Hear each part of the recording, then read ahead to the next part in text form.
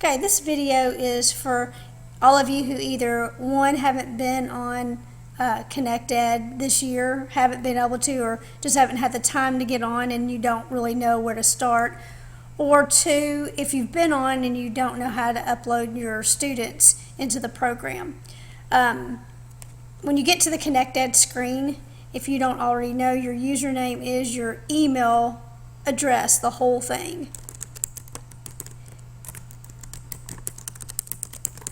And then your password is Rutherford1.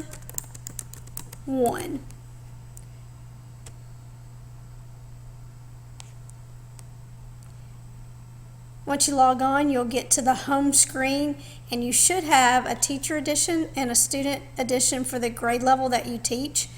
If you don't, please email me and I will make sure that we get you with the right books that you need. If you do, go ahead and get on the teacher edition.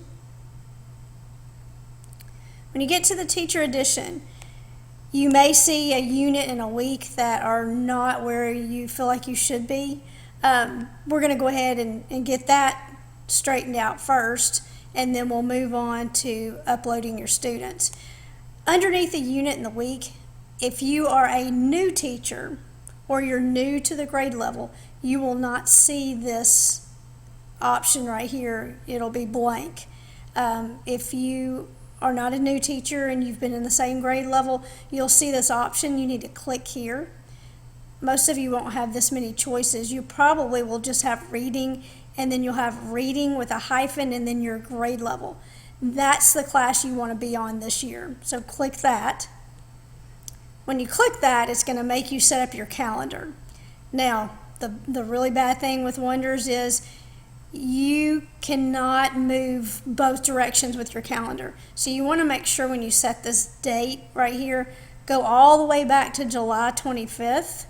That way you can play with it and adjust it as you need to. If you put September or something, then you're not going to be able to move your calendar around like you want to. So July 25th is usually the date they tell us to use. So if you click on there, and then leave it at McGraw-Hill Suggested Planner, click Next. It'll bring you to the yearly calendar. You can put in like fall break if you wanted to, or you can just leave it alone and we can make sure your calendar is where you want it to be later. So go ahead and click Save. Now this part right here may take up to 5 minutes, so I'm going to pause it and then come back once it's all loaded. But it tells you to be patient, and you really have to be because it will take a while. Okay, after your content has been loaded, it will bring you back to the home screen. Now, your unit in your week may not be where you want it to be. For most everybody, if you put July 25th, it will say Unit 2, Week 3, and this is during fall break. So the first week we come back, which should be the week of October 13th, we'll have Unit 2, Week 4.